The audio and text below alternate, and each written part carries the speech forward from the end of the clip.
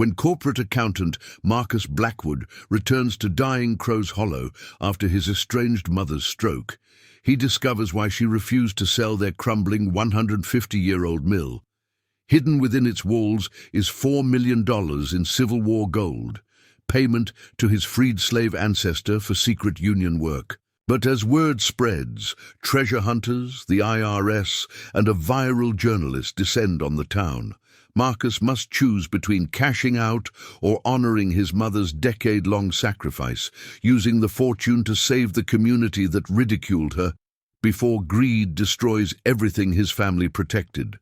Before we jump back in, tell us where you're tuning in from, and if this story touches you, make sure you're subscribed, because tomorrow I've saved something extra special for you. Marcus Blackwood's phone vibrated during the quarterly financial review, the third interruption in 20 minutes. He'd silenced it twice already, but when he glanced at the screen and saw Sheriff Thomas Grady, Crow's Hollow, WV, his stomach dropped. He hadn't heard from anyone in Crow's Hollow in 8 years. "Excuse me," Marcus said, rising from the conference table. 6 pairs of eyes tracked him as he left. His colleagues probably thought it was another demanding client. Let them think that. He stepped into the hallway, the glass and steel corridor of his Charlotte office building gleaming under fluorescent lights, and answered. "Mr. Blackwood? This is Sheriff Grady from Crow's Hollow. I'm calling about your mother." The words that followed came through a tunnel. Stroke, critical condition, regional hospital, come as soon as possible. Marcus heard himself asking clinical questions. Prognosis, treatment, stability. The same analytical approach he used for financial portfolios. Anything to avoid feeling what was rising in his chest. 31. His mother was only 31 years old, far too young for a stroke. "I'll be there in a few hours," he said, already calculating drive time. Back in the conference room, Marcus gathered his laptop and files with mechanical efficiency. "Family emergency. I need to leave immediately." His manager, Davidson, frowned. "Marcus, we're presenting to the Hendricks account tomorrow. They specifically requested you." "I understand. I'll call in remotely if I can." Marcus was already moving toward the door. "This is a critical quarter. My mother had a stroke." The words came out sharper than intended. "I'm going." The silence that followed felt like judgment, but Marcus didn't care. He drove to his apartment, a modern space with minimalist furniture, and a view of the city skyline that cost more than most people in Crow's Hollow made in a year, and threw clothes into an overnight bag. He'd be gone 2 days, maybe 3, just long enough to assess the situation, talk to doctors, make arrangements. That's what he told himself as he locked the door behind him. His phone rang as he merged onto I-77 North. Jenna, his ex-wife. "Marcus, I heard. Are you okay?" "How did you—" He stopped.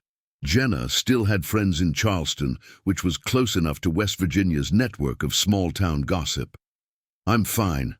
Heading there now. Do you want me to come with you? I know things with your mom are uncomplicated." The offer surprised him. They'd been divorced 3 years, the split relatively amicable once Jenna stopped trying to make him talk about his feelings.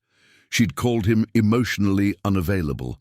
He'd called her unrealistic about his career demands. They'd both been right. "No, but thank you. I appreciate it. Marcus." Her voice softened. "I know you haven't been back since. Well, since we were still married. But she's still your mother. Whatever happened between you two, I know." He didn't want to have this conversation, not now. "I should focus on driving. Call me if you need anything, I mean it." After she hung up, Marcus drove in silence for a while, watching Charlotte's urban sprawl give way to smaller towns, then rolling hills, then the ancient mountains of Appalachia rising like sleeping giants against the autumn sky. The landscape triggered memories he'd spent years burying. Age 18, standing in the mill's doorway with a duffel bag and a college acceptance letter. His mother's face, young, determined, barely 13 years older than him, calm but pale. You don't have to go this way, Marcus. Running from something never works. I'm not running, I'm leaving. There's a difference. Is there? He'd gotten into his car without hugging her goodbye. That image, her standing alone in front of that decrepit mill, only 23 years old but looking already aged by responsibility, growing smaller in his rearview mirror, had haunted him for years until he'd trained himself not to think about it. The arguments before that had been worse. Screaming matches about money, about the mill, about her stubborn refusal to sell a property that was literally falling apart while they lived in near poverty. He remembered his father leaving when Marcus was 12, his mother barely 19, remembered the cold finality in his dad's voice. I can't watch you throw our lives away for that pile of stones, Vera. Choose. She'd chosen the mill. She always chose the mill. It had never made sense to Marcus how a woman barely out of her teens could be so irrationally attached to a crumbling building. Other people her age were starting careers, building futures. His mother had chosen poverty and isolation instead, dragging him down with her until he'd been old enough to escape. Marcus had promised himself he'd never make his father's mistake. He'd never let sentiment override practicality, never let emotion cloud financial sense. And he'd kept that promise, built a successful career, made smart investments, surrounded himself with clean lines and clear numbers. The turnoff for Crow's Hollow appeared sooner than he expected. The town hadn't been prosperous when he left, but now it looked skeletal. Boarded-up storefronts lined Main Street. The old movie theatre was gutted, its marquee missing letters, R.W.'s End. A few people moved along the sidewalks with the slow, defeated posture of those without anywhere important to be. The Regional Hospital sat on a hill overlooking the town, a squat brick building that served 3 counties. Marcus parked and sat in his car for a moment, gripping the steering wheel.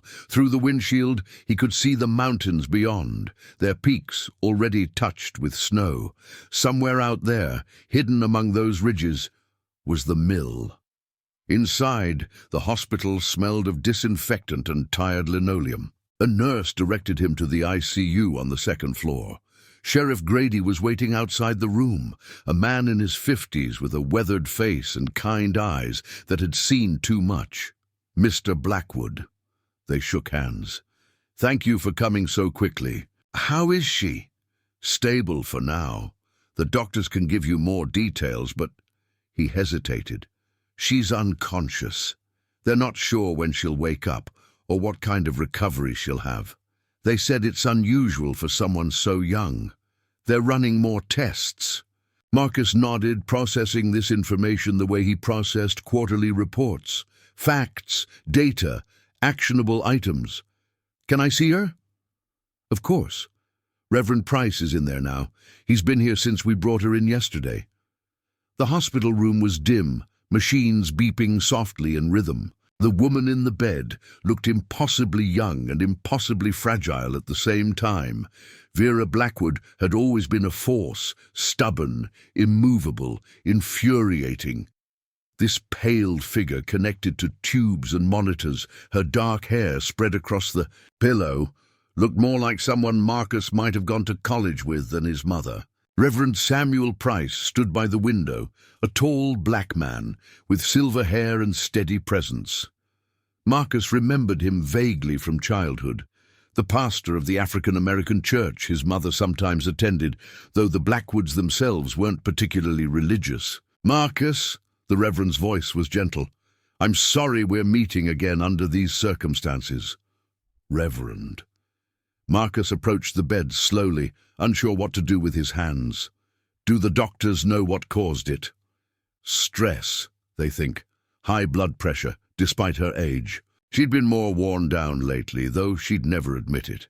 Reverend Price studied Marcus with an expression that wasn't quite judgment, but wasn't quite sympathy either. She spoke of you often. Always hoped you'd come home. The words stung more than they should have. I had my reasons for staying away. I'm sure you did. The Reverend gathered his coat. "But Marcus, before you make any decisions about the mill or her affairs, you should know. Your mother kept faith with her promises.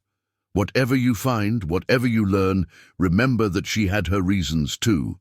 It was such an odd thing to say that Marcus almost asked what he meant, but Reverend Price was already leaving, offering a final, "I'll be praying for her," before the door closed.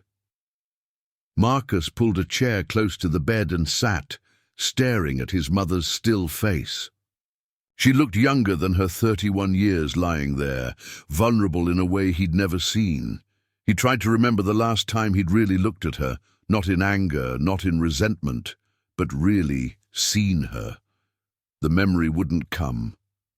"I'm here," he said quietly, feeling foolish. She couldn't hear him. "I don't know what you want me to do, but I'm here." The machines beeped. His mother didn't stir. An hour later, after meeting with doctors who offered cautious prognoses and talked about waiting and monitoring, Marcus stood in the hospital parking lot as the sun dipped toward the mountains. Sheriff Grady had given him keys to the mill. Vera had kept them in her coat pocket. When the ambulance arrived and explained that Marcus would need to secure the property and gather legal documents. "There's no rush," the sheriff had said. "But you should know there's been some interest in the property over the years. People asking questions, making offers. Your mother always refused to sell. Might want to make sure everything's locked up tight." Now Marcus stood holding those keys, heavy and old-fashioned in his palm, and looked toward the ridge where the mill waited. The place he'd sworn never to return to. The place that had consumed his mother's life since she was barely more than a child herself. The place that had destroyed his parents' marriage when she was just 19. The place that, apparently, he now had to enter. He got in his car and drove through town, taking roads he'd once known by heart. The mill sat on Blackwood Creek, powered by water that had turned its wheel for over a century and a half. As he rounded the final curve and the structure came into view, Marcus felt his breath catch. It was worse than he remembered. The building sagged in places, wood weathered to grey, windows dark and empty as missing teeth. The water wheel hung motionless, some of its paddles rotted away. Weeds grew thick around the foundation, and a section of the roof had clearly been patched with mismatched materials. This was what his mother had chosen over comfort, over family, over him. This was what a young woman, younger than many of his colleagues, had sacrificed her entire adult life to protect. Marcus parked and sat, staring at the mill, until the light began to fail. Finally, as shadows pooled in the valley, he grabbed a flashlight from his trunk and walked to the door. The keys felt cold in his hand. He had to enter, had to assess the property, retrieve documents, figure out what needed to be done. It was practical, necessary, the right thing to do.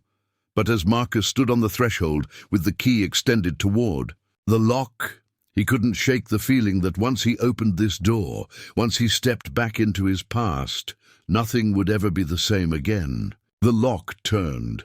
The door opened, and Marcus Blackwood, who had spent 8 years running from this place, finally came home. Marcus's hand trembled slightly as he fitted the old brass key into the mill's heavy oak door. The lock resisted at first, rust and disuse making it stubborn. But after some persuasion, the mechanism gave way with a reluctant groan that seemed to echo his own hesitation. "Haven't been inside in about 6 months myself," Sheriff Grady said from behind him, his breath fogging in the late autumn air. "Vera didn't like visitors poking around, said it wasn't safe with all the old machinery." The door swung inward with a prolonged creak, releasing a breath of stale air that carried the scent of old wood, machine oil, and something earthier, grain dust perhaps, though the mill hadn't processed wheat in decades. Marcus stepped across the threshold, and memory hit him like a physical force. He was 7 years old again, chasing his mother through these same chambers, her laughter bouncing off the stone walls as she pretended she couldn't find him hiding behind the massive grinding wheels. He was 12, sullen and resentful, forced to spend his Saturday helping her organize papers instead of going to his friend's house in town. He was 17, standing in this exact spot, telling her he was leaving for college and never coming back to this tomb of broken dreams. "You all right?" Sheriff Grady's voice pulled him back to the present. "Fine," Marcus said, though his jaw was tight. "Just colder than I expected." The mill's interior was a labyrinth of wooden beams, stone walls, and rusting machinery that looked like the skeleton of some great mechanical beast. Dust motes danced in the weak sunlight filtering through grimy windows, and every surface bore the patina of time and neglect. The main grinding chamber rose 3 stories, with galleries and catwalks connecting various levels. Leather drive. Belts hung slack from ceiling-mounted pulleys, and the massive millstones sat silent and still. "She got offers, you know," Sheriff Grady said as they picked their way through the ground floor. "Developers wanted to tear it down, put in condos or some kind of tourist trap. Ray Mullins, you remember Digger?" Marcus shook his head. "Former coal miner, got hurt in a cave-in about 15 years back. Lives on disability now, but he's always got some scheme going. He's been obsessed with this place for years, convinced there's something valuable hidden here. Offered your mother cash, partnership, everything. She wouldn't even let him survey the property." They climbed a narrow wooden staircase to the 2nd level, where Vera had carved out her living space. The contrast was jarring. While the mill itself seemed frozen in time, her quarters showed evidence of active, if sparse, life. A small cot with a faded quilt, a hot plate and miniature refrigerator, shelves crammed with books, not the historical texts Marcus might have expected, but genealogical records, maps, architectural drawings.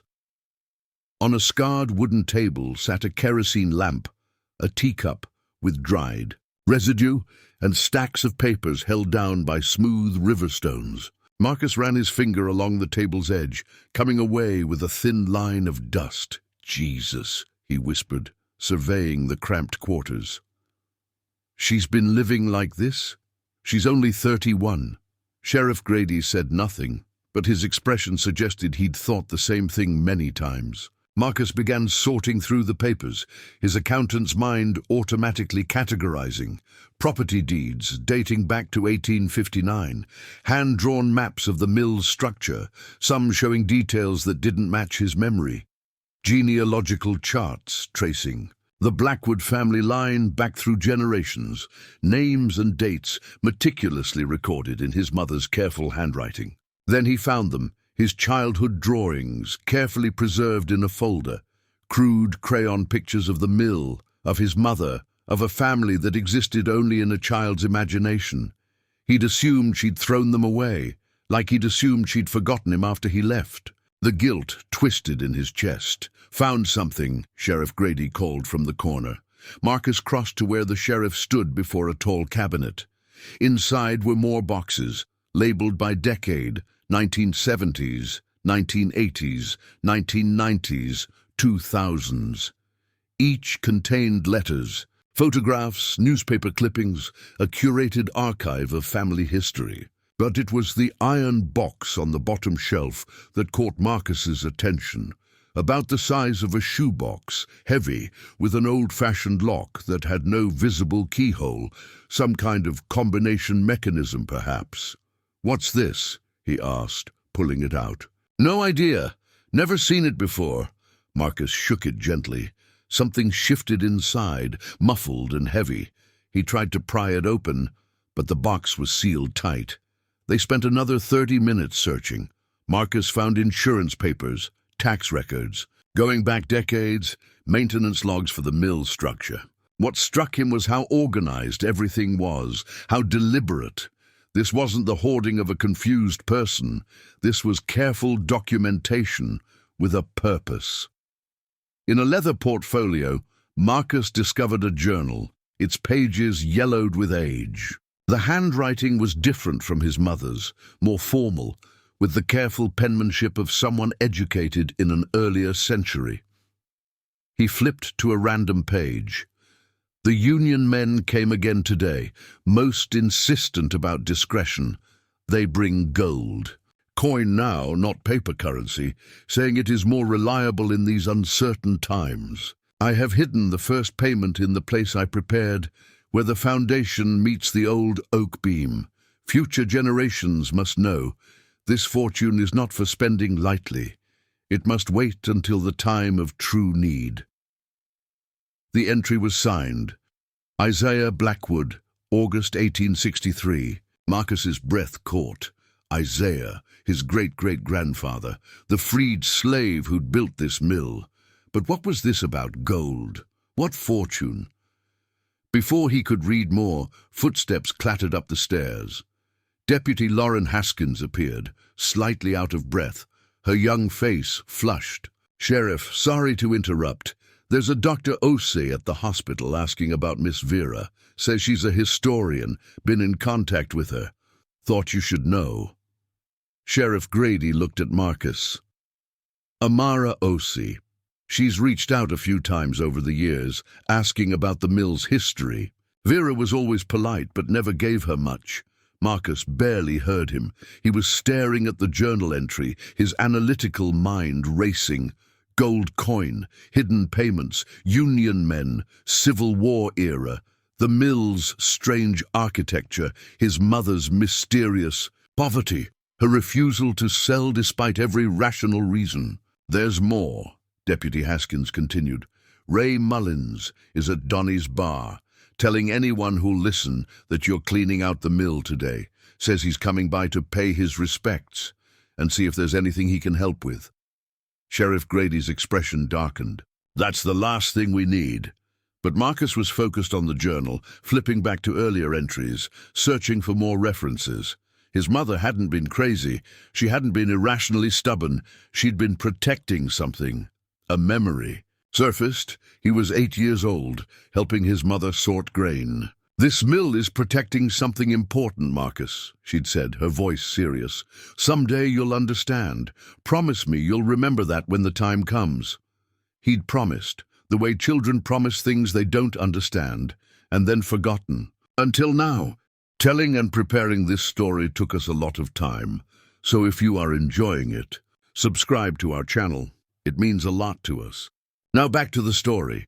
Marcus looked around the cramped living space. At the years of research, the preserved documents, the deliberate poverty his mother had chosen. She'd known. All these years, she'd known about Isaiah's fortune, and she'd kept it secret. But why? For what? "We should probably head out," Sheriff Grady said. "Get those papers to your mother's lawyer," Marcus nodded, gathering documents into a canvas bag. But he slipped Isaiah's journal into his jacket pocket, along with the locked iron box. Some instinct told him these shouldn't leave his possession. As they descended the stairs, Marcus paused at a window overlooking the courtyard. In the fading light, he could see the full scope of the property, the mill building, the old grain storage shed, the water wheel that hadn't turned in decades. Somewhere in this structure, if Isaiah's journal was to be believed, his ancestor had hidden a fortune in gold, and his mother, barely out of her 20s when she discovered it, had spent her entire adult life guarding it, the question haunting him as they locked the mill behind them. What else didn't he know about the woman lying unconscious in the hospital? And what would it cost him to find out? The hospital cafeteria coffee tasted like burnt cardboard, but Marcus drank it anyway, trying to stay alert. He'd spent the night in a cheap motel, Isaiah's journal spread across the bed, trying to decipher the cryptic entries. Now at 8 in the morning, Sheriff Grady had called to say Dr. Osei was waiting to meet him. Marcus found her in the ICU waiting room, a black woman in her late 30s. Dressed in jeans and a wool sweater, her natural hair pulled back in a loose bun. She stood when he entered, extending her hand with a warm but cautious smile. "Mr. Blackwood, I'm Dr. Amara Osei. I teach African American history at Marshall University." Her grip was firm, her eyes intelligent and assessing. "I'm so sorry about your mother. Vera and I have been corresponding for the past 3 years. Marcus felt immediately defensive.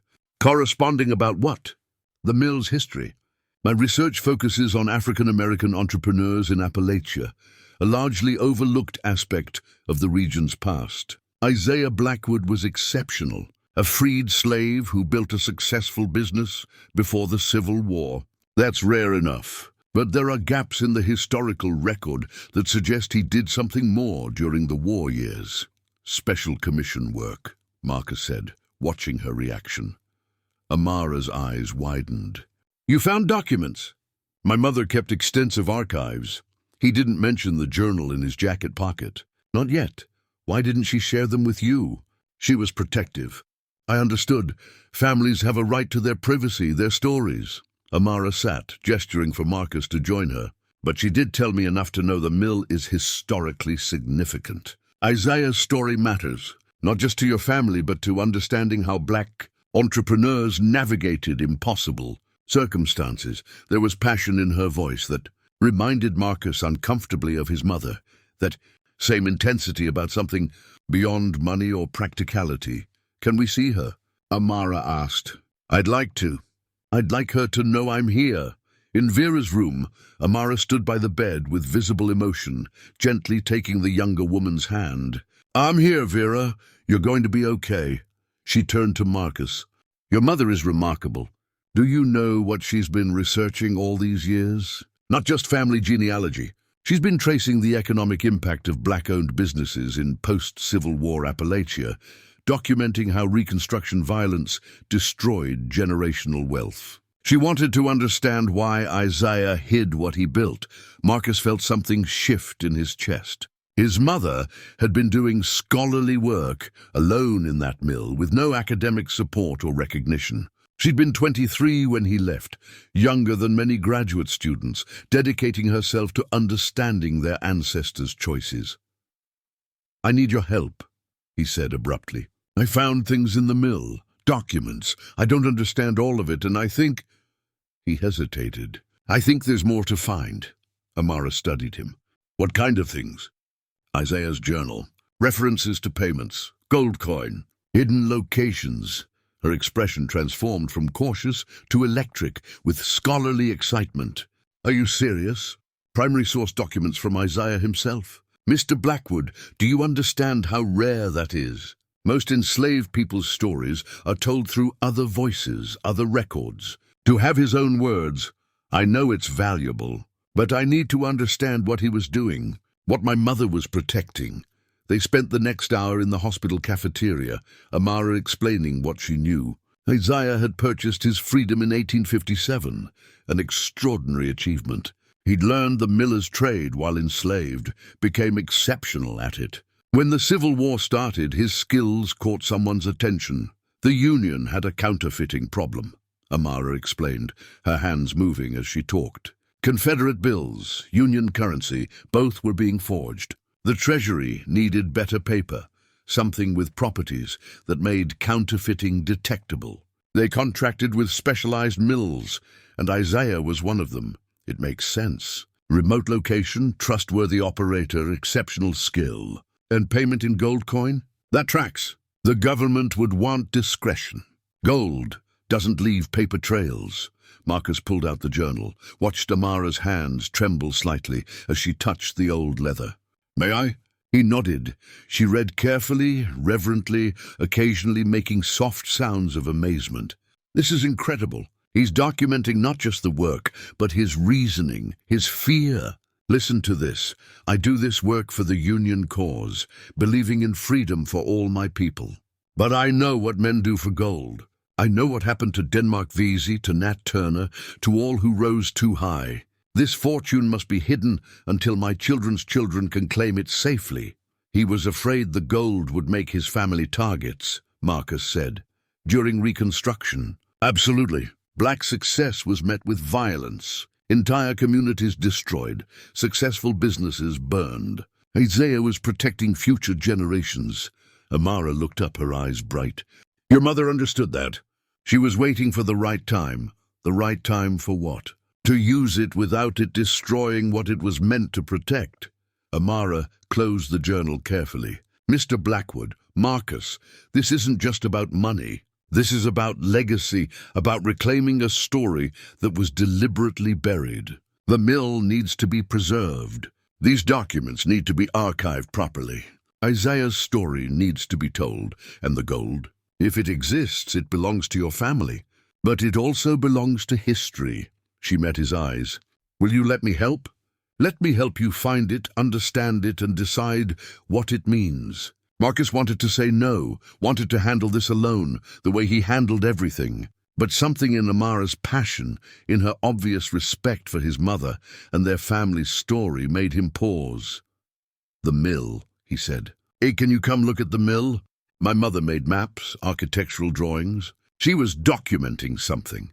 Amara's smile was brilliant. "When?" "Now." They drove separately, Amara following Marcus's car through the winding mountain roads. At the mill, she stood silent for a long moment, just looking. "It's beautiful," she said softly. "Do you know how rare this is? Most black-owned mills were destroyed or lost. This is standing history." Inside, she moved through the space with careful attention, running her hands over old machinery, examining the construction. Marcus showed her the archives, watched her go through boxes with professional efficiency. "Your mother was meticulous," Amara murmured, examining the genealogical charts. "This is publishable research. She stopped. "She sacrificed a lot for this." "She sacrificed everything," Marcus said, more bitterly than he intended. Amara looked at him. "Or she was protecting everything." "There's a difference." She pulled out the architectural drawings, spreading them on the table. "These are interesting. Look, she's marked inconsistencies. Walls that are thicker than they should be. Spaces that don't match the exterior dimensions. Hidden compartments." "Possibly." Isaiah wouldn't have hidden gold randomly. He was a master craftsman. He would have built hiding places into the structure itself. Marcus felt his pulse quicken. This was real. The gold was real. Amara pulled out a measuring tape. "Let's start with the main grinding chamber.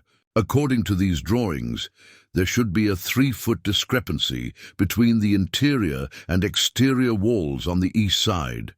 They spent the next 2 hours measuring, comparing, examining. And there it was, a section of wall that didn't quite make sense, support beams that seemed decorative rather than structural.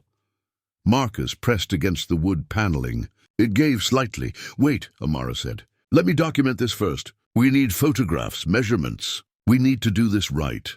But Marcus was already prying at the panel's edge, his analytical mind overwhelmed by the physical reality of discovery. The wood came away with a crack, revealing a dark space behind. Amara's flashlight beam cut through the darkness, illuminating a small cavity. Inside, oilcloth packages, papers wrapped in leather, and the unmistakable gleam of metal. Marcus reached in, pulled out one of the packages. The oilcloth was brittle with age, but intact. He unwrapped it carefully. 3 gold coins fell into his palm, heavy and real. Dated 1863, 1864. Beneath them a note in Isaiah's careful handwriting, "First fruits of honest labor. For those who come after, when need is dire." "Oh my God," Amara whispered. "It's real." Marcus stared at the coins, his mind already calculating. 3 coins were just the start. If Isaiah had hidden this much in one location, and the journal mentioned multiple hiding places, this could be worth millions, he said. "This could rewrite history," Amara countered. These documents, this evidence of Isaiah's work. A loud crash outside cut her off. They both froze, footsteps on gravel. A voice calling out, "Marcus? Marcus Blackwood? You in there? It's Ray Mullins. Heard you might need some help with the old place. Figured I'd stop by, seeing as I know every inch of this property."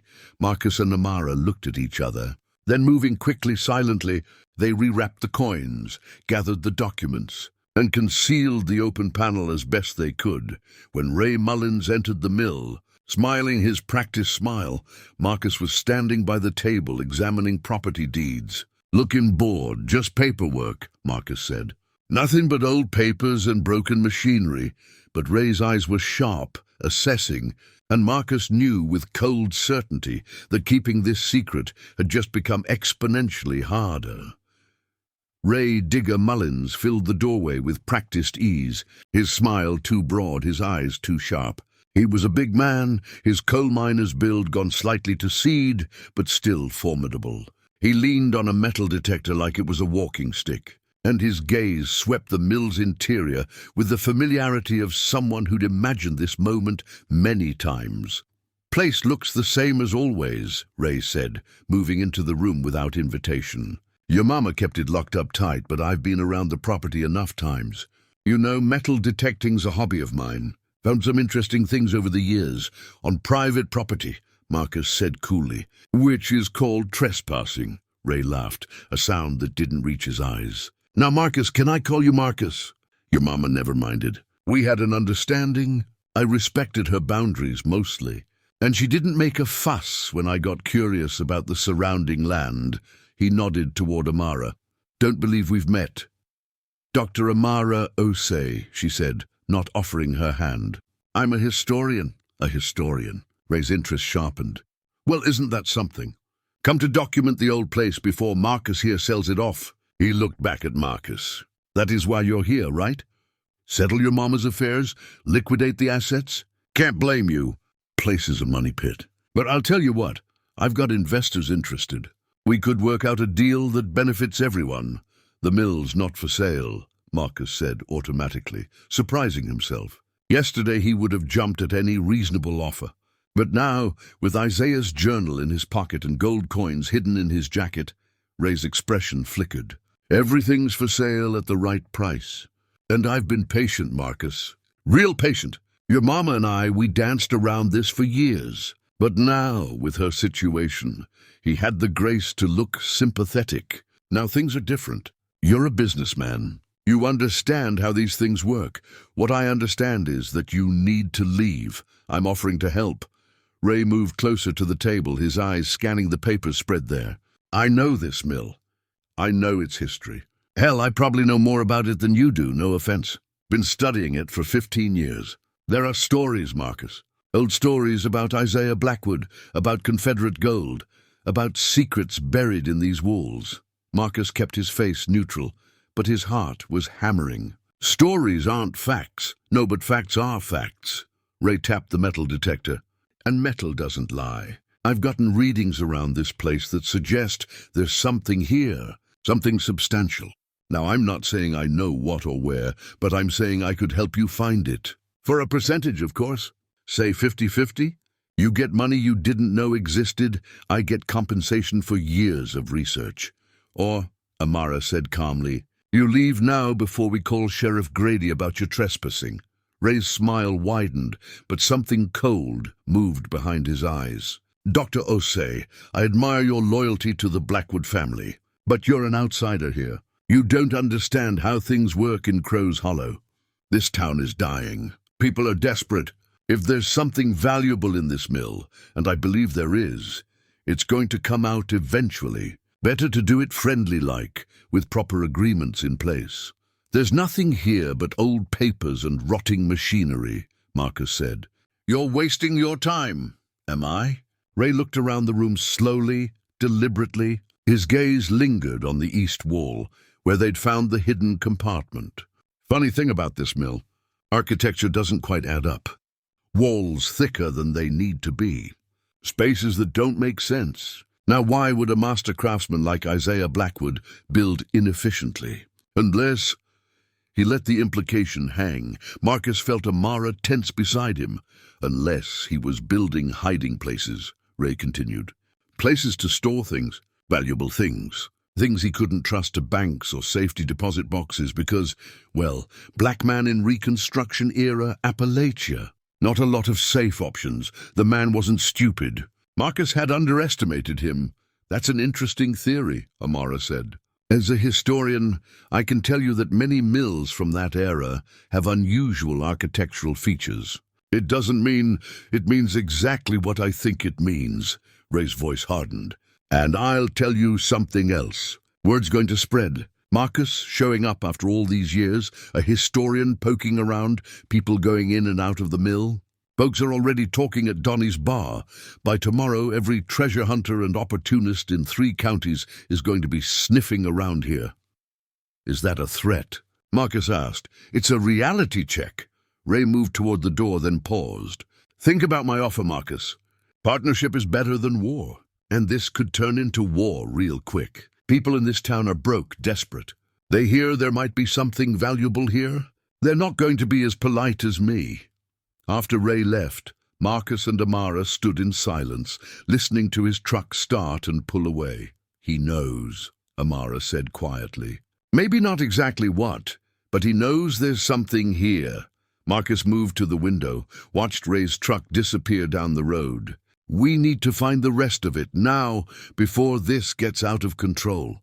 We should call the authorities. Document everything properly, and then what? Have it tied up in legal proceedings for years, while people like Ray circle like vultures." Marcus turned to her. "My mother kept this secret for over a decade. She was protecting it. There has to be a reason she didn't go public." Amara was quiet for a moment. "You're right. But we need to be smart about this. We document everything we find. Photographs, measurements, context. We do this right." They spent the next hour working systematically through the mill, using Isaiah's journal as a guide. The coded ledger was easier to decipher now that they understood the context. Miller's terminology mixed with simple substitution cipher. Isaiah had been methodical, recording not just locations, but amounts. They found the second cache in the foundation, behind a loose stone that looked like part of the original construction. More gold coins, more documents. A letter from Union Treasury officials thanking Isaiah for his discreet and expert service to the nation. The third cache was in the grinding chamber itself, built into the mechanism of the millstone housing. Genius engineering. Only someone who understood how the mill operated would think to look there. By early evening, they'd found 5 caches total. Amara had photographed and catalogued everything. Marcus had counted the coins. "Based on current gold prices," he said, his voice unsteady, "we're looking at approximately $4 million. Maybe more." Amara sat down heavily. "And the historical value? Priceless. These documents prove Isaiah's role in the Union effort. They show how black craftsmen contributed to winning the war. This is museum-quality material." Marcus looked at the gold spread across the table, catching the last rays of sunlight through the grimy windows. $4 million. Enough to transform his life. Enough to quit his job, buy a real home, invest, secure his future, or enough to revitalize a dying town. Enough to create the kind of legacy Isaiah had envisioned. "We need to secure this," he said. "We can't leave it here." They were repacking the gold when Amara's phone rang. She answered, listened, her expression changing. "That was the hospital," she said. "Your mother's awake. She's asking for you." Marcus felt something between relief and terror. His mother was conscious. She could explain everything now, but that meant facing her, facing what he'd found, facing the accusations he'd made about her life choices. They locked the mill carefully, loading the documented golden papers into Marcus's trunk. As they drove away, Marcus saw a car parked on the road about half a mile distant, watching. Ray Mullins wasn't the only one interested in the mill anymore. At the hospital, Vera looked small and weak in the bed, but her eyes were clear. When Marcus entered, those eyes found his immediately, and in them he saw recognition and fear. "Marcus." Her voice was rough from disuse, but urgent. "The mill. Did you—" "I found it, Mom. I found Isaiah's gold." Vera's eyes closed. A single tear tracked down her cheek. "Not yet," she whispered. "It's not time yet. You don't understand? Then help me understand, please." But Vera was fading again, exhausted by even that brief exchange. A nurse ushered them out, explaining that the patient needed rest, that they could come back tomorrow. In the parking lot, Marcus checked his phone. 3 missed calls from his office, a text from Jenna asking how things were going, and a voice message from his manager. "Marcus, we need you back. The Hendricks deal is falling apart. If you're not here by Monday, we'll have to reconsider your position. His career or the mystery." His carefully constructed life, or the truth about his family? Amara touched his arm gently. You okay? No, he said honestly. I'm not. But I need to see this through. I need to understand what my mother's been protecting all these years. His phone buzzed again. A text from an unknown number. People talking about the mill. About treasure. Be careful. Sheriff Grady. The secret was already leaking out. And Marcus had a sinking feeling that things were about to get much worse before they got better. Marcus spent a sleepless night in the motel room. Isaiah's journal and coded ledger spread across the bed. Amara in the chair by the window working on her laptop, documenting everything they'd found. The intimacy of the late-night hours, the shared purpose, created an unexpected closeness between them. We should contact the authorities, Amara said around midnight. The IRS at minimum. This is found treasure on property your mother owns. There are legal implications, I know. Marcus rubbed his eyes. But my mother said not yet. She's been planning this for years. I think we need to understand her reasoning before we make it public. Her reasoning might not hold up legally. And if Ray Mullins or anyone else starts making claims, let me decode the rest of this first. Marcus gestured to the ledger. There are more locations. The journal references 7 major caches total. We've only found 5. Amara came to sit beside him on the bed, bringing the smell of coffee and old books. She pointed to a series of notations. Look at this. Isaiah isn't just recording locations. He's explaining his philosophy. Listen, this fortune is not wealth, but insurance. Not for comfort, but for survival. Not for one generation, but for the moment when our community faces destruction and needs rebuilding. Community, Marcus repeated. Not just family. He was thinking bigger than personal enrichment. And I think your mother was too. Amara pulled up something on her laptop. I've been researching Crow's Hollow's economic history. The town's dying, Marcus. Unemployment over 20%. Businesses closing. Young people leaving. It's facing exactly the kind of destruction Isaiah wrote about. Marcus felt something click into place. She was waiting for this.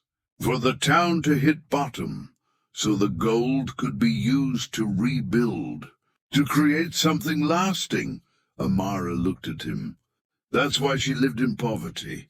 Using the gold for herself would have violated Isaiah's intent.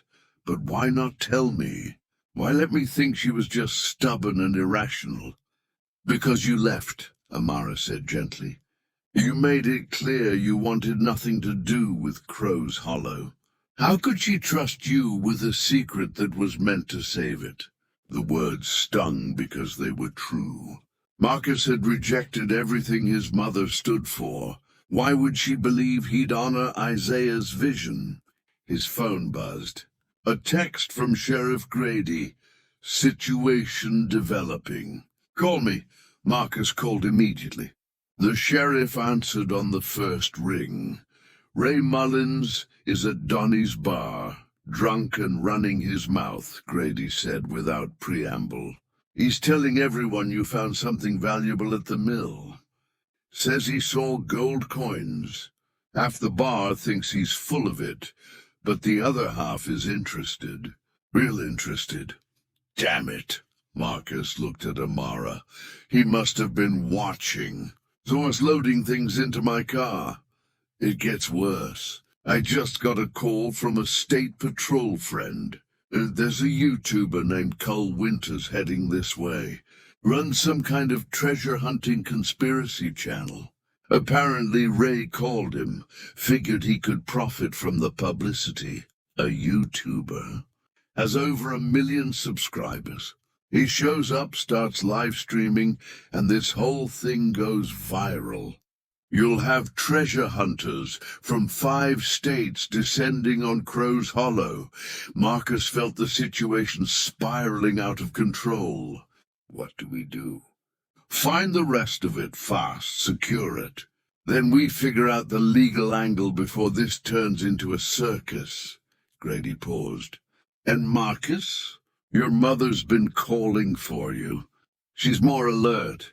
Might be time to have a real conversation. After hanging up, Marcus looked at Amara. We go back to the mill tonight. Find those last 2 caches. Then we see my mother and get the full story. They drove through the dark mountain roads, arriving at the mill near midnight. The building looked ominous in the moonlight, all shadows and sharp angles. Marcus felt like they were being watched, though he saw no one. Inside, using flashlights and Isaiah's coded directions, they located the 6th cache in the mill's attic, tucked into the rafters. More gold, more documents. Isaiah's entries were becoming more philosophical, almost spiritual. I hide this wealth as a farmer plants seeds, not for myself, but for the harvest my great-grandchildren will reap. Let them use it wisely. Let them build what I could only dream. The 7th cache proved more difficult. Isaiah's directions were cryptic. Where water meets stone, where the wheel's heart rests, the final treasure waits. Amara figured it out. The water wheel. The central axle housing. They went outside to the creek. The water wheel loomed above them, massive and still. Marcus climbed onto the mechanism, finding handholds in the old wood. The axle housing was a large wooden structure that supported the wheel's weight. At its center, a panel that looked structural but wasn't. Behind it, the largest cache yet.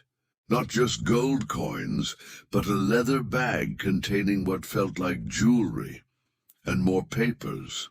Marcus carefully passed everything down to Amara. At the bottom of the cache was a sealed envelope addressed in Isaiah's hand. To my descendants, when the time of need arrives. Marcus climbed down, and they opened the envelope together. Inside was a letter, Isaiah's words speaking across a century and a half. To those who read this, you have found what I hid in darkness, trusting in the future I would never see. I was born in chains and died free, built this mill with hands that once belonged to another man. The gold I hide is payment for my labor, earned honestly in service to the nation that enslaved me and then freed me. I hide it not from greed, but from fear. I have seen what white men do to black success. I have heard of Tulsa, though it has not yet happened in my time. I know the pattern. We rise, they burn.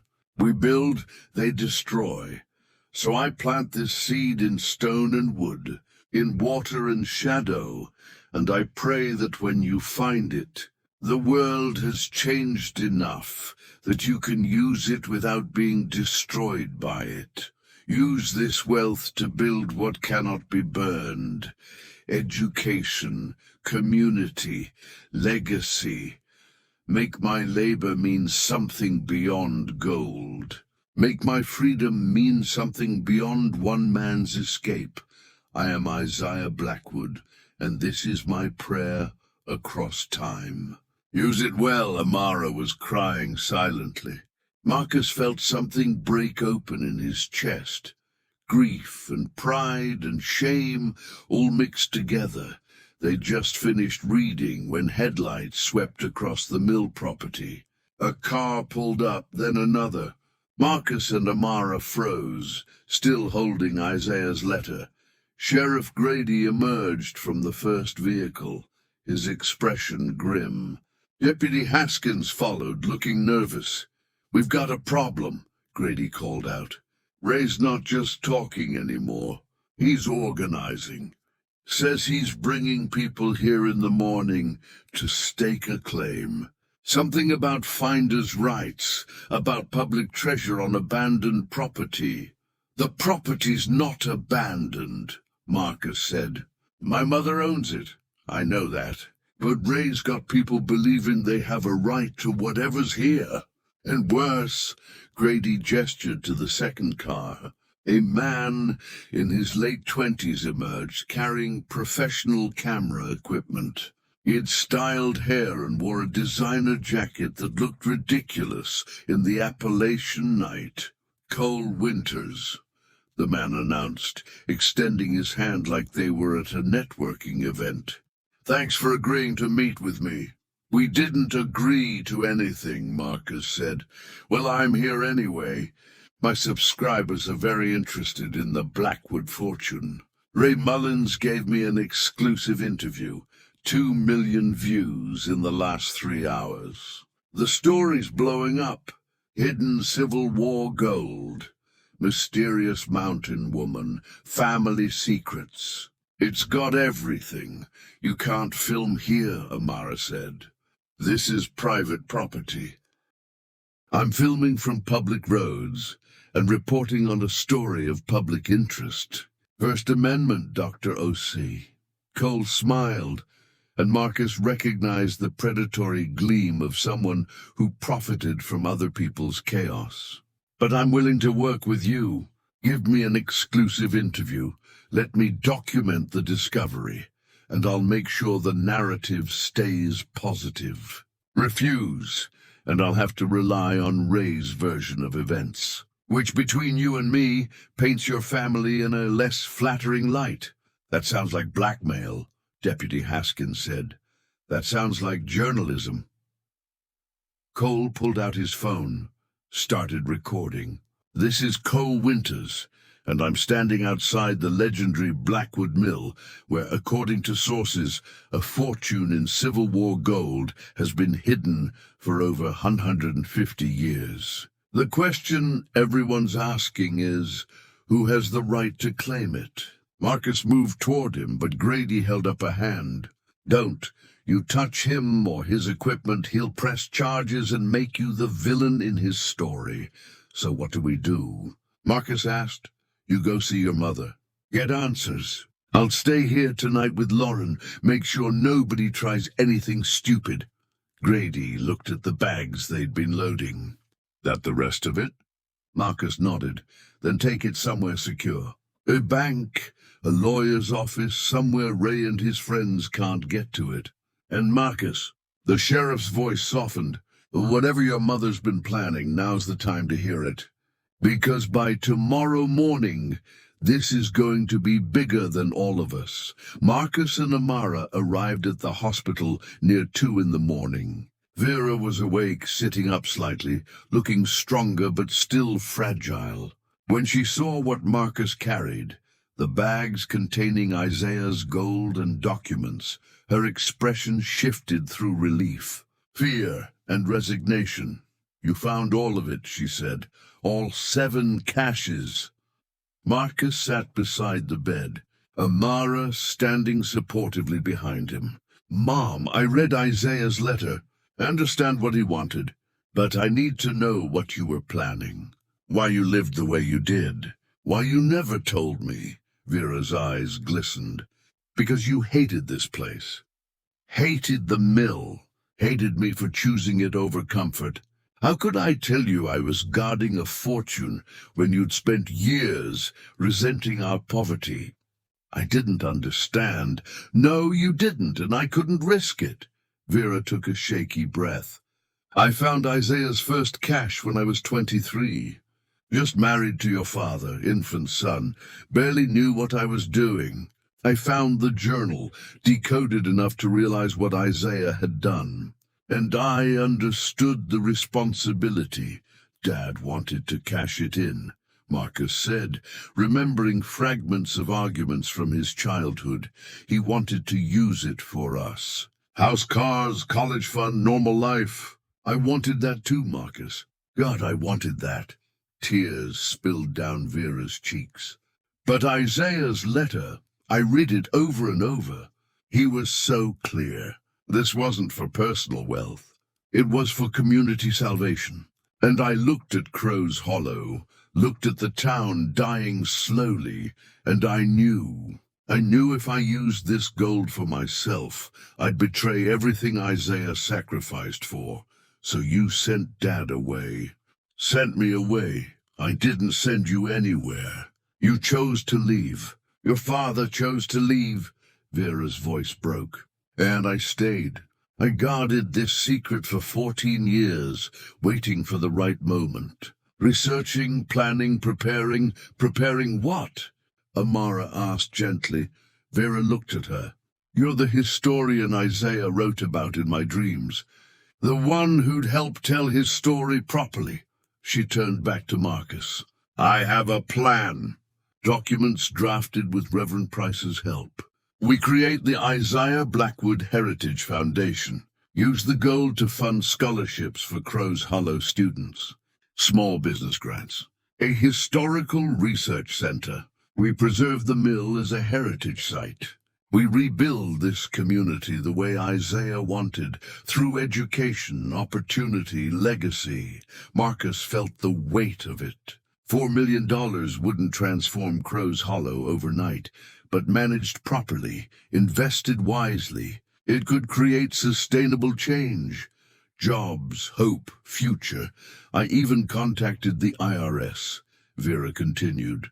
3 months ago, when I started having health problems, I reported the discovery, started the process of legal compliance. I was trying to do everything right by the book, so when the time came, she gestured weakly. When I couldn't do it anymore, you'd have a clear path forward. You planned all this while living in a mill, barely surviving. I survived fine. I had what I needed. What I couldn't afford was suspicion. If I'd suddenly had money, people would ask questions. Ray Mullins would have torn the mill apart. The gold had to stay secret until we could reveal it properly, legally, with a plan in place. Marcus thought about his Charlotte apartment, his expensive suits, his carefully curated life. His mother had sacrificed everything for a principle. She'd been younger than he was now when she'd made that choice, and she'd held to it for over a decade. I'm sorry, he said. I'm sorry I didn't understand. I'm sorry I left you alone with this. Vera reached for his hand. You were 18. You deserved to live your life. I just hoped someday you'd understand why I lived mine. A commotion outside interrupted them. Raised voices. Sheriff Grady appeared at the door, looking harried. Ray Mullins and about 15 people just showed up at the mill. Cole Winters is live-streaming the whole thing. They're claiming they have a right to search the property for historically significant artifacts. I've called for state police backup, but they're an hour away. Marcus, this is escalating fast. Vera struggled to sit up further. No. This is exactly what Isaiah feared. Chaos, violence, the gold bringing destruction instead of salvation. What do we do? Marcus asked. His mother's eyes met his, and in them he saw the same fierce determination that had kept her in that mill for 14 years. You fulfill the plan. You go public with everything. Isaiah's story, the gold, the foundation. You take control of the narrative before Ray, and that YouTuber turned this into a circus. You show people what this fortune is really for. How? You go to that mill right now with witnesses and cameras, and you tell the truth, all of it. You invite the community into the solution instead of fighting them for the prize. Amara nodded. She's right. Transparency diffuses conspiracy. If we hide, we look guilty. If we're open, we control the story. Marcus looked at the bags of gold, at his mother's determined face, at Amara's supportive expression. 24 hours ago, he'd been sitting in a corporate conference room, thinking his biggest problem was a demanding client. Now he was standing at a crossroads between everything he'd built and everything his family had sacrificed for. He pulled out his phone, made a decision that would either save or destroy everything. Jenna, I know it's late. I need a favor. You still know that lawyer in Charleston who handles estate planning and non-profit foundations? His ex-wife, bless her, didn't ask questions. Catherine Morrison. Want me to call her, please? Tell her it's urgent. Tell her there's about $4 million involved and a dying town that needs saving. After hanging up, Marcus looked at his mother. I'm taking emergency leave from my job. Probably losing my job. I'm doing this your way. Isaiah's way. But I need you to fight, Mom. I need you to get better because I can't do this alone. Vera smiled through tears. You're not alone. You never were. You just couldn't see it before. Marcus, Amara, Sheriff Grady, and Deputy Haskins drove back to the mill as dawn broke over the mountains. They could see the crowd before they arrived, maybe 30 people now, cars lining the road. Cole Winters's camera lights bright against the pre-dawn darkness. Ray Mullins stood at the front, addressing the crowd like a revival preacher. Our right to know what's been hidden from us. This town is dying, and the Blackwoods have been sitting on a fortune that could save us all. He's not wrong about the town dying, Grady muttered. Just wrong about everything else. Marcus got out of the car, and the crowd's attention shifted to him. Cole Winters immediately swiveled his camera, live-streaming Marcus's approach. Ladies and gentlemen, Cole announced to his audience, the sun returns. This is the moment of truth. Marcus looked at the faces in the crowd. Some he recognized from childhood, Mrs. Chen, who ran the grocery store, the Johnsons who'd lost their farm, people who'd watched this town slowly die and were desperate for salvation.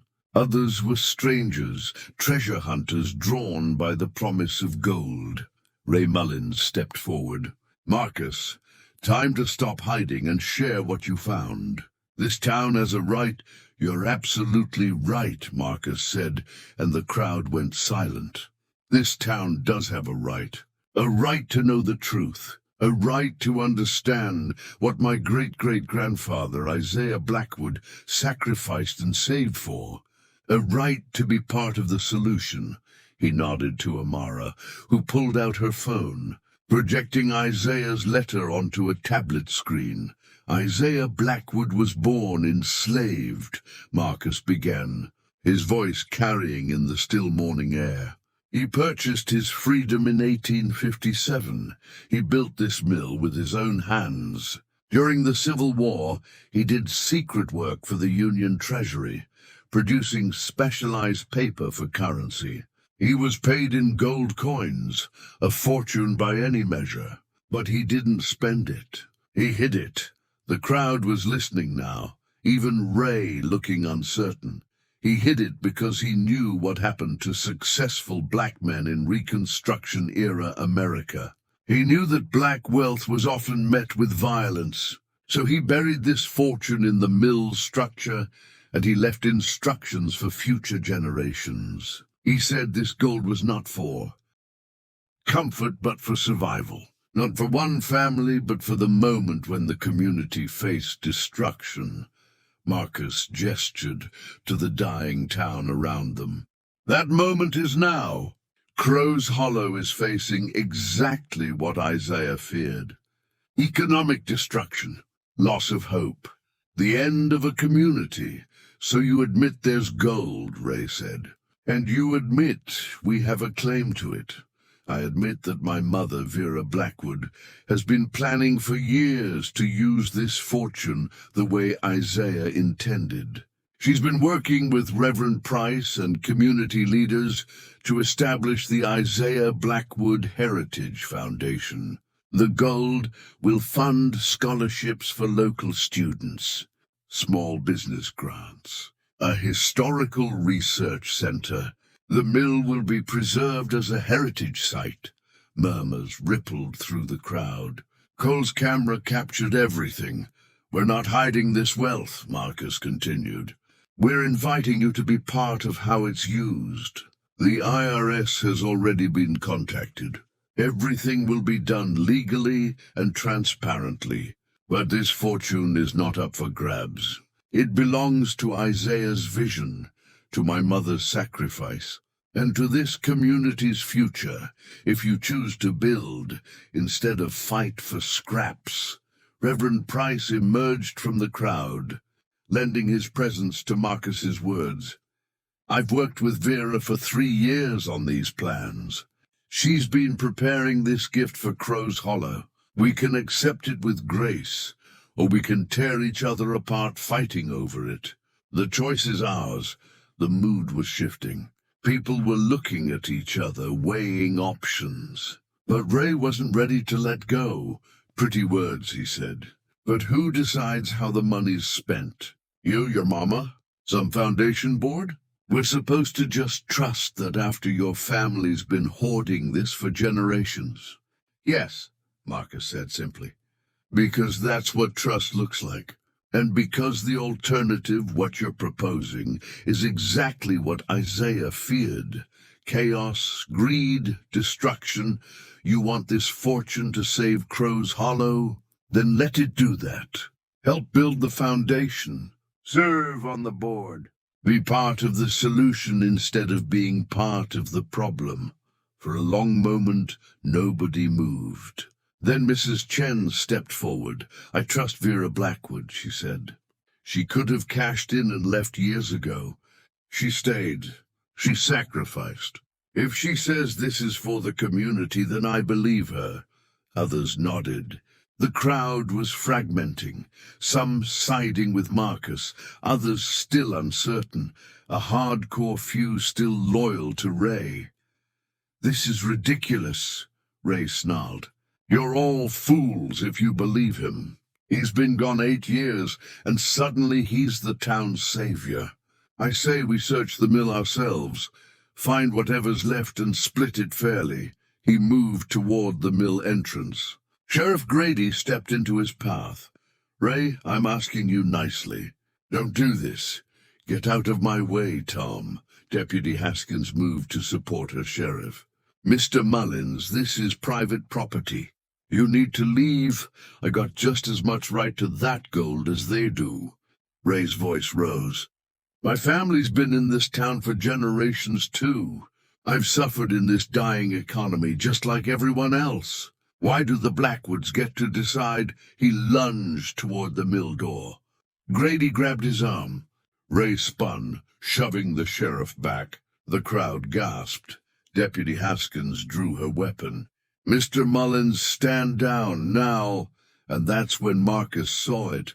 Ray reaching into his jacket pocket. Gun? Knife? Tool! He's armed! Someone yelled. Everything happened at once. Deputy Haskins shouting commands. Cole Winters capturing it all on live stream. Ray pulling out a crowbar. Just a crowbar. But in the tension of the moment, it looked like a weapon. I just want what's fair. Ray was yelling, desperate. I just want a chance. This town took everything from me, my health, my future, and you expect me to just trust that some foundation is going to save us? I need money now. Not promises, money. Sheriff Grady, with Deputy Haskins' support, tackled Ray, wrestling the crowbar away. The crowd split, some backing away, others trying to intervene. Cole Winters live-streamed every second, his viewer count climbing past 5 million. When the dust settled, Ray Mullins sat on the ground in handcuffs, crying. Not angry tears, but broken ones. I'm 55 years old, he sobbed. Disabled, broke, alone. This was my last shot. My last chance at something better. And you're telling me I have to wait? Have to trust? Have to hope? He looked at Marcus with such desperation it hurt. I don't have time to wait. None of us do. Marcus felt something shift in his chest. Ray wasn't wrong. The town was dying. People were desperate. $4 million seemed like salvation, and asking them to trust a long-term plan required faith they'd had beaten out of them by years of economic hardship. He knelt beside Ray, ignoring the cameras. You're right, Marcus said quietly. Waiting is hard. Trust is hard. But Ray, tearing this apart isn't going to save you. It's going to destroy the only chance this town has. Help me. Help us build something that actually lasts. Be part of the foundation board. Use your knowledge of this town, your connections, your desperation for something better. Use all of it to make this work instead of tearing it down. Ray looked at him, disbelieving. You want me on the foundation board? After I tried to steal from you? I want someone who'll fight to make sure this gold actually helps people. Someone who won't let us waste it on bureaucracy or corruption. You said you've been studying this mill for 15 years. You know its history. Help us honor that history properly. Sheriff Grady was hauling Ray to his feet. "80 status dig, son. Still have to take you in for assault, Ray. But maybe we can work something out, if you're willing to change course." The crowd was dispersing now, the excitement over, reality settling in. Cole Winters signed off his live stream, promising updates as the story developed. As the sun fully rose over the Appalachian Mountains, Marcus stood with Amara looking at the mill, this building that had shaped so many lives, held so many secrets.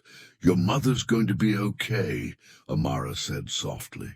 The foundation will work. Isaiah's legacy will mean something. And what about me? Marcus asked. I just lost my career, my comfortable life. Everything I built, Amara smiled. Maybe, or maybe you just found something worth building instead. Marcus's phone buzzed. A text from his manager. Heard about the situation. Hendrick's deal fell through anyway. Take the time you need. We'll talk when you're ready. Not fired. Not yet, anyway. But Marcus realized he wasn't sure he wanted to go back. He looked at the mill, at the town beyond, at Amara beside him. For the first time in 8 years, he felt like he was exactly where he was supposed to be. Let's go see my mother, he said. And then let's figure out how to save a town. Marcus called his manager from the hospital parking lot, his hand shaking slightly as he dialed. The conversation was brief and decisive. I need to take emergency leave. Family crisis.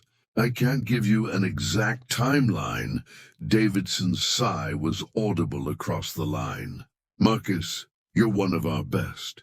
But I can't hold your position indefinitely. If this goes beyond 2 weeks, I understand. I'll take whatever consequences come. He hung up before he could second-guess himself. Amara touched his shoulder. You okay?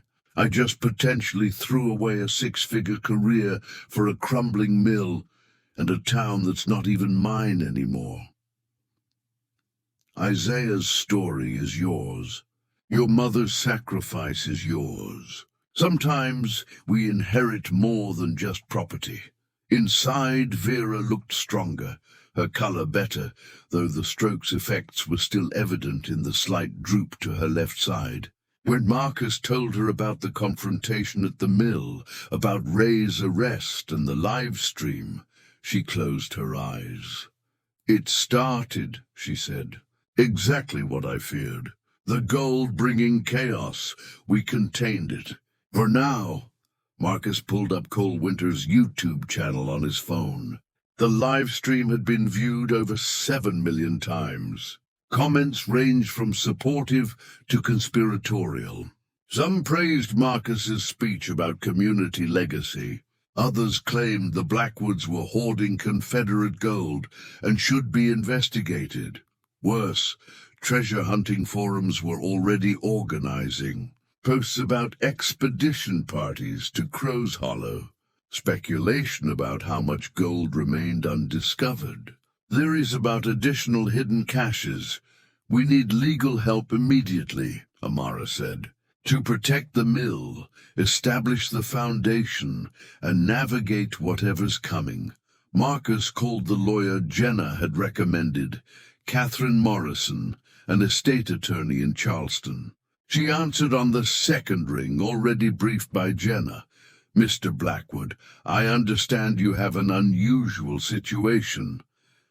"That's putting it mildly. I have approximately 4 million in Civil War-era gold coins, documentation of my great-great-grandfather's Union Treasury contract, and a plan to establish a non-profit foundation.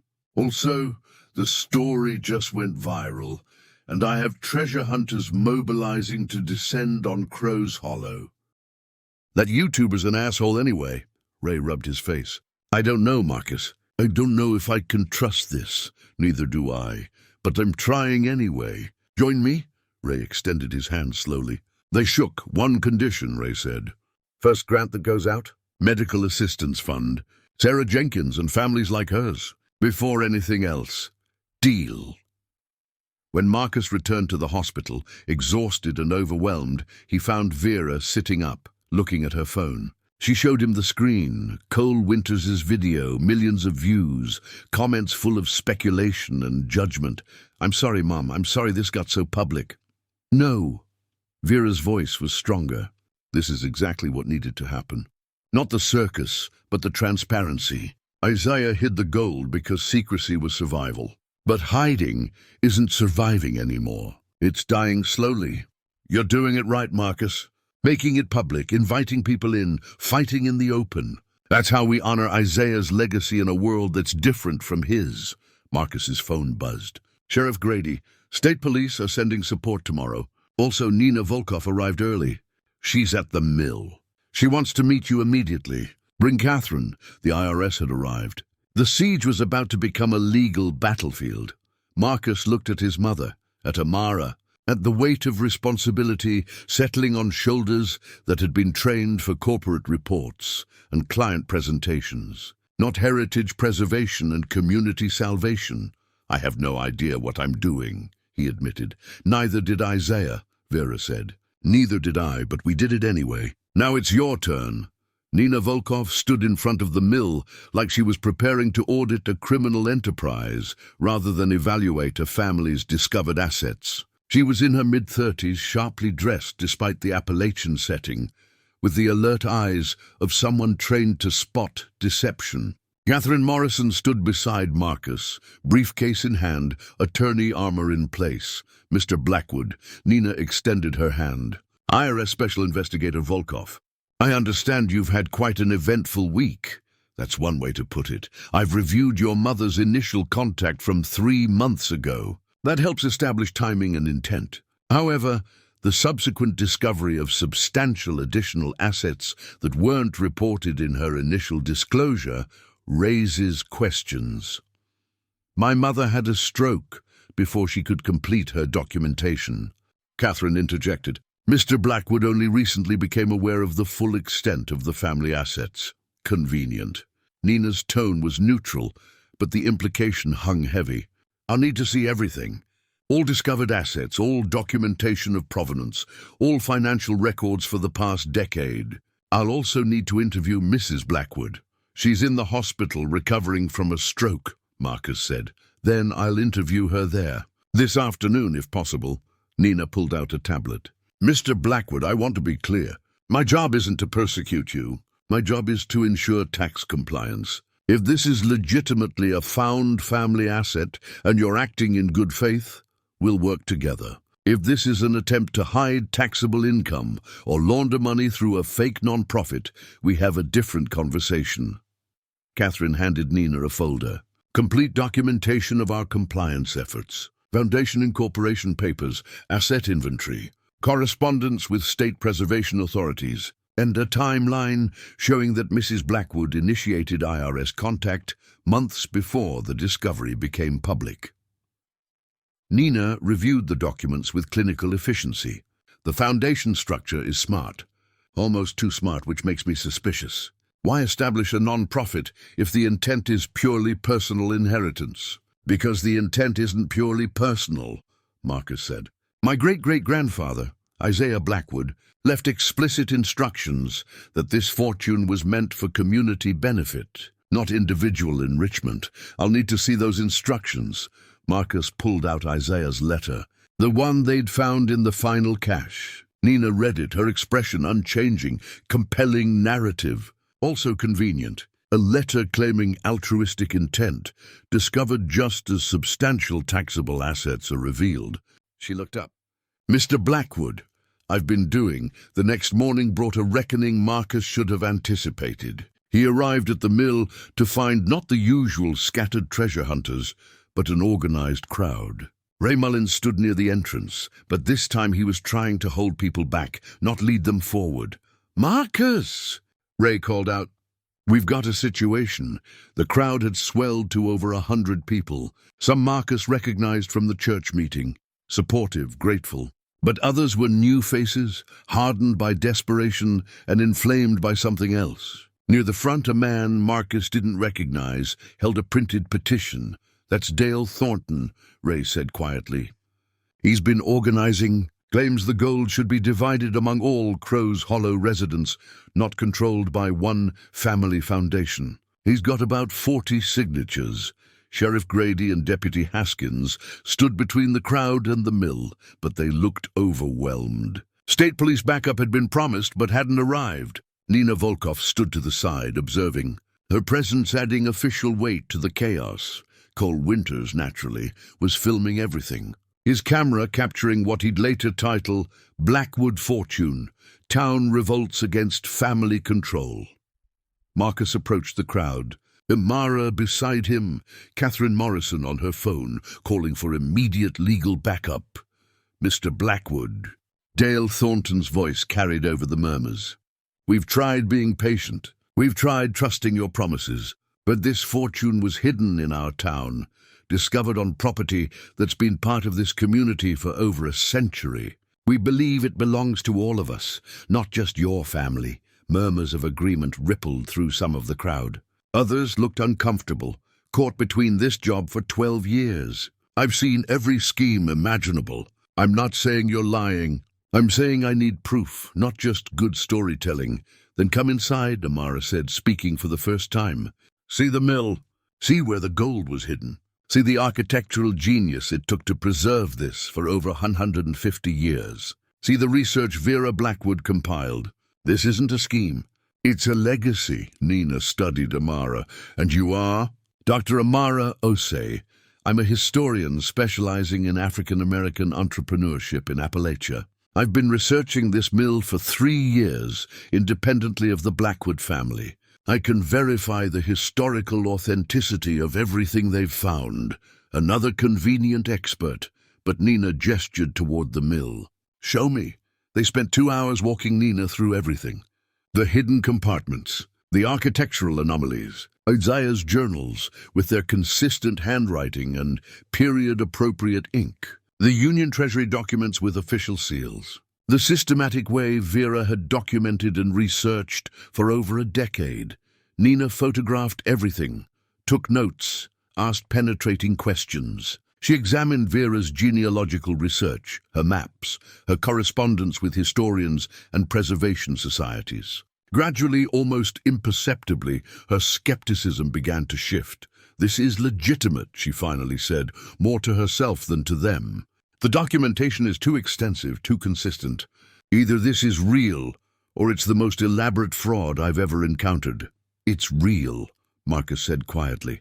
My mother sacrificed her entire adult life for this. She lived in poverty to protect it. She lost her husband, lost me, lost everything except her integrity. This isn't fraud. It's faith. Nina was quiet for a moment. I'll need to interview her today. Then I'll need several days to complete my assessment. But preliminarily, I'm inclined to believe you're acting in good faith. She looked at Marcus directly. That doesn't mean there won't be substantial tax obligations. Estate taxes, potential income taxes, compliance requirements for the foundation. This won't be simple or cheap.